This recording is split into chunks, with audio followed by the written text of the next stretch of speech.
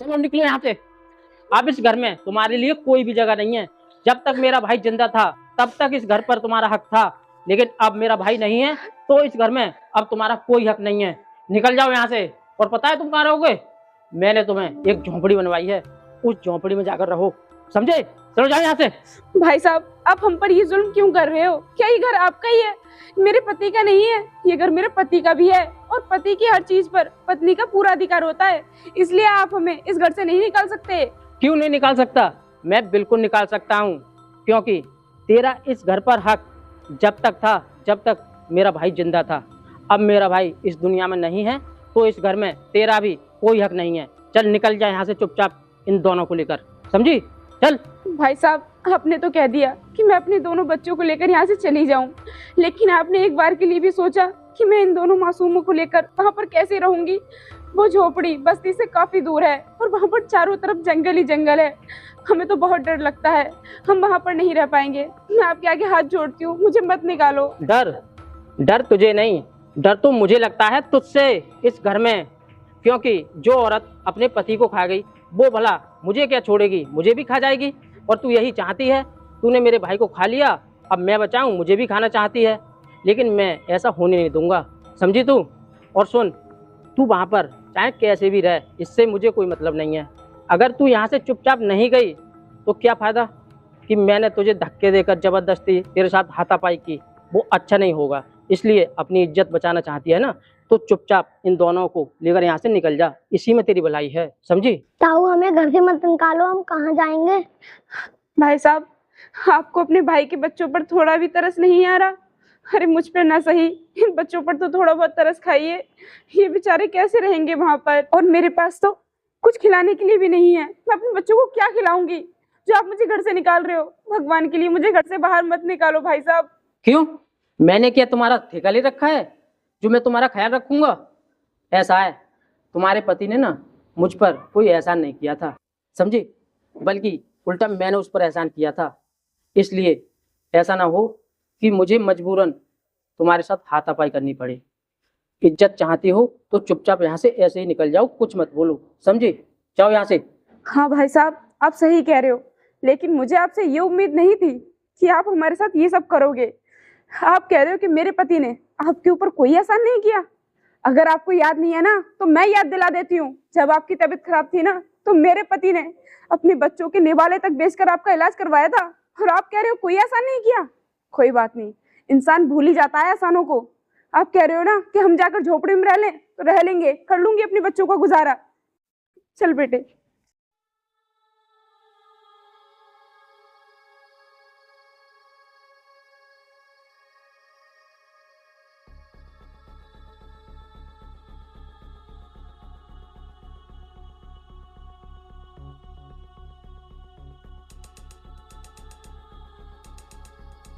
अरे बाबू भाई, ये विधवा औरत कहाँ जा रही है अपने बच्चों को लेकर? चल इससे बात करते हैं चलकर। हाँ भाई, तुम सही कह रहे हो, ये देखने में तो बहुत सुंदर है। चलो चल के इससे बात करते हैं, हम इससे शादी की बात करेंगे। अगर इसने हमसे शादी कर ली ना तो हम इसकी लाइफ बदल देंगे। चल आ। चलो।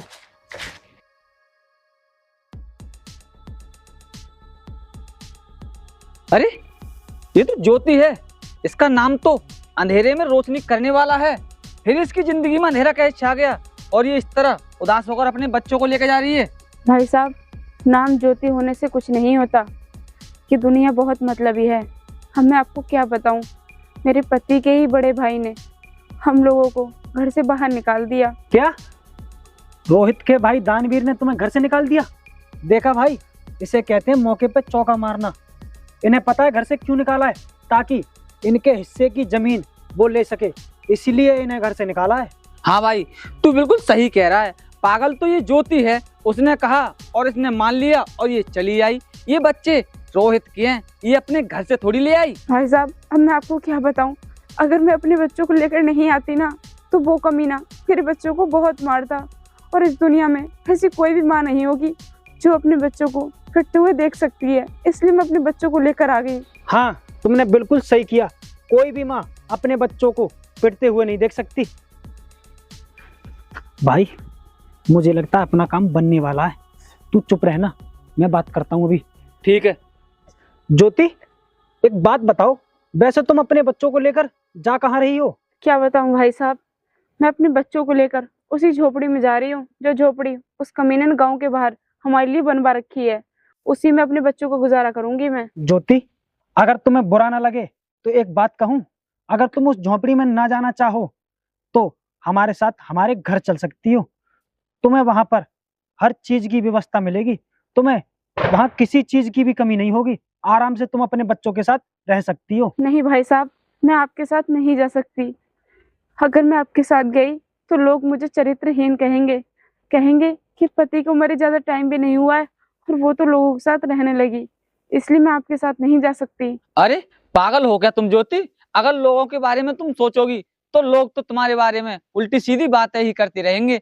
इसीलिए तुम लोगों की बातों पर ज्यादा ध्यान मत दो। हम जो कह रहे हैं हमारी बात पर ध्यान दो। आप हमारे साथ हमारे घर चलिए। अरे भाई साहब, मैंने आपसे कहा ना कि मैं तुम्हारे साथ नहीं जा सकती तो नहीं जा सकती। आप क्यों मेरे पीछे पड़ रहे हो? देखो, आप बेकार में अपना भी टाइम खराब कर रहे हो और मेरा भी टाइम खराब कर रहे हो। मेरे बच्चों को भूख लग रही होगी, इसलिए हमें जाने दो। चलो ठीक है, लेकिन तुम्हें जब भी किसी चीज की जरूरत पड़े तो हमें बेफिक्र होकर बता देना, हम ला कर देंगे, चाहे हमें उसके लिए कुछ भी करना पड़े। चलो ठीक है, अब जाओ।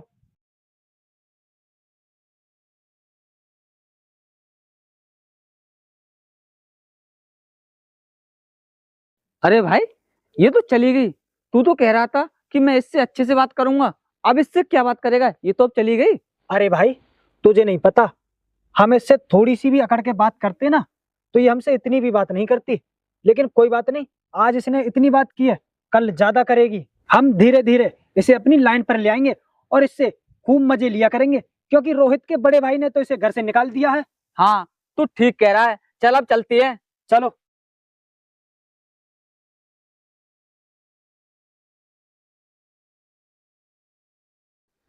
हाँ तो दानवीर जी बताइए, मुझे कैसे याद किया? कुछ काम है क्या? हाँ वकील साहब, काम है तभी आपको बुलाया है। और वो काम ये है कि मेरा भाई जो ख़त्म हो गया है ना, उसके क्लेम का पैसा मैं अपने अकाउंट में चाहता हूँ, ना कि उसकी पत्नी जो अब विधवा है, यहाँ पर नहीं रहती, वो उसके खाते में जाए। आप कैसे भी करके क्लेम का सारा पैसा मेरे अकाउंट में भर दो बस। देखिए दानवीर जी, अगर क्लेम का पैसा आप अपने खाते में लेना चाहते हो ना, तो उस विधवा के कुछ कागजों पर साइन चाहिए होंगे। अगर आप ऐसा कर दोगे तो पैसा आपके खाते में लाने की जिम्मेदारी मेरी रहेगी। वकील साहब, ये तो मुमकिन नहीं है, उसके साइन करवाना बहुत मुश्किल है। अगर मुझे पता होता ना तो मैं उसे अपने घर से नहीं निकालता, बल्कि 2-4 दिन और उसको अपने घर में रहने देता। लेकिन मैंने उसे घर से निकाल दिया, अब वो भला साइन कैसे कर देगी? देखिए दानवीर जी, ये आपने बहुत बड़ी गलती कर दी उनको घर से निकाल कर। अगर आप उन्हें घर से नहीं निकालते तो सारा पैसा आपके अकाउंट में होता। वकील साहब, अब तो मैंने उसे घर से निकाल दिया। अगर मुझे पता होता कि उसके साइन चाहिए होंगे तो मैं उसे घर से नहीं निकालता, लेकिन निकाल दिया। अब आप ही कुछ कीजिए। देखिए दानवीर जी, आप मेरी बात को समझो, बात फीस की नहीं है, बात है उसके साइन की। और जब तक उसके साइन नहीं होंगे तब तक मैं ही क्या, कोई भी वकील क्लेम का पैसा आपके खाते में नहीं दे सकता। वकील साहब, आपको पता नहीं है कि क्लेम की रकम कितनी है। क्लेम की रकम बहुत ज़्यादा है। अगर आपने ये काम कर दिया ना तो मैं आपको आपकी फीस तो दूंगा ही दूंगा, साथ में 1 लाख रुपए और दूंगा। इसलिए आप कैसे भी करके ये काम कर दीजिए, इसी में मेरी भलाई है और आपकी भी भलाई है। देखिए दानवीर जी, मुझे 1 लाख रुपए नहीं चाहिए, मुझे सिर्फ मेरी फीस दे देना। लेकिन साइन करने की जिम्मेदारी आपकी होगी। जब तक वो साइन नहीं करेगी तब तक मैं कुछ नहीं कर सकता। और हाँ, अगर वो विधवा औरत दूसरे वकील के पास पहुंच गई ना तो सारा पैसा अपने खाते में ले लेगी, तुम्हारे हाथ में कुछ नहीं आएगा फिर। वकील साहब, अगर साइन करने की जिम्मेदारी आप मुझे देना चाहते हैं तो ठीक है, मैं साइन कराऊंगा, लेकिन उसके लिए आपको मेरा साथ देना होगा, तभी वो साइन कर सकती है, ऐसे साइन नहीं करेगी। ये आप कैसी बात कर रहे हो? देखिए, मैं इसमें आपका कोई साथ नहीं दे सकता, क्योंकि ये मेरे करियर का सवाल है। बाई चांस अगर कोई लफड़ा पड़ गया तो मेरा तो करियर ही समाप्त हो जाएगा। देखिए वकील साहब, आपके कैरियर की चिंता मुझे भी है, इसलिए मैं ऐसा नहीं होने दूंगा कि आपके कैरियर पर कोई फर्क पड़े। आपको अब मैं क्लेम की रकम से चौथाई का हिस्सा देने को तैयार हूँ। अब बताइए काम करोगे या नहीं? क्या क्या कहा? क्लेम का चौथा हिस्सा मेरा? यानी अगर 20 लाख रुपए आए तो उसमें से 5 लाख रुपए मेरे? हाँ। ठीक है, आपको कभी मेरी जरूरत पड़े तो आप मुझे एक कॉल कर देना, मैं आ जाऊंगा और आपका काम हो जाएगा। ठीक है तो वकील साहब, मैं कुछ सोचूंगा उसके साइन कैसे लिए जाएं, फिर मैं आप पर कॉल करूंगा। ठीक है? ठीक है, हाँ, अब मैं चलिए। चलता हूँ।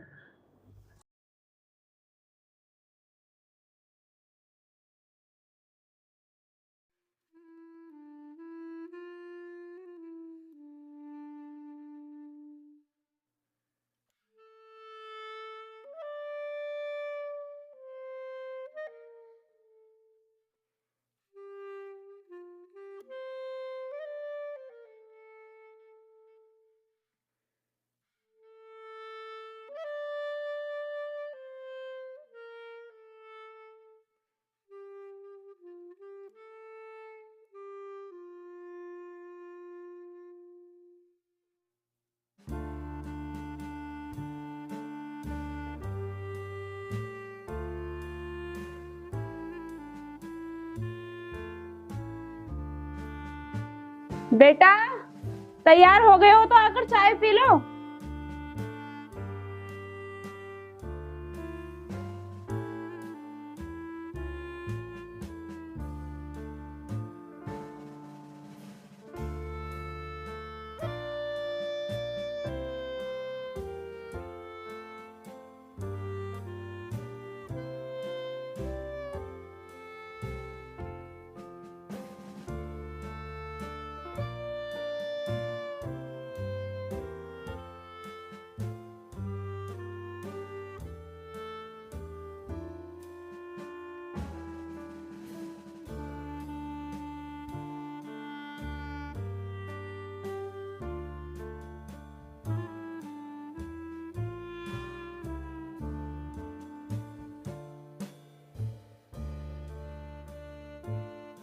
माँ ये काली चाय क्यों है, इसमें दूध क्यों नहीं डाला?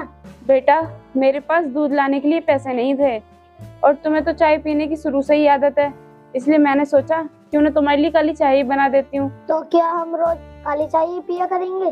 नहीं नहीं बेटा, तुम आज काली चाय पी लो, क्योंकि कल जाकर मैं कहीं काम ढूंढ लूंगी। जब मुझे काम मिल जाएगा तो वहाँ से पैसे जो मिले करेंगे ना, उनसे मैं तुम्हारे लिए दूध ले आया करूंगी, फिर हम दूध की चाय पिया करेंगे। ठीक है माँ, हम काली चाय पी लेंगे, लेकिन आपको आज हमारे साथ स्कूल जाना पड़ेगा। लेकिन क्यों बेटा, मुझे स्कूल क्यों जाना पड़ेगा? कुछ काम है क्या? ये तो पता नहीं माँ, लेकिन प्रिंसिपल कह रहे थे कि अपनी माँ को लेके आना। लेकिन क्यों बेटा, क्या तेरे प्रिंसिपल सर ने बताया नहीं कि क्या काम है? कुछ तो काम होगा, कुछ तो बताया होगा। ये तो पता नहीं माँ, लेकिन तुम हमारे साथ स्कूल चलो। चलो ठीक है, मैं तुम्हारे साथ चलूंगी, तुम जल्दी से चाय पीकर तैयार हो जाओ। ठीक है माँ। पी लो जल्दी।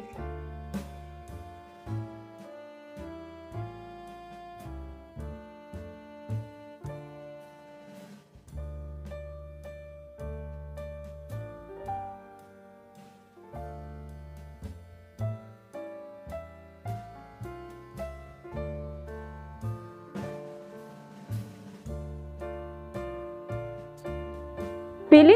अब जल्दी से जाकर तैयार हो जाओ।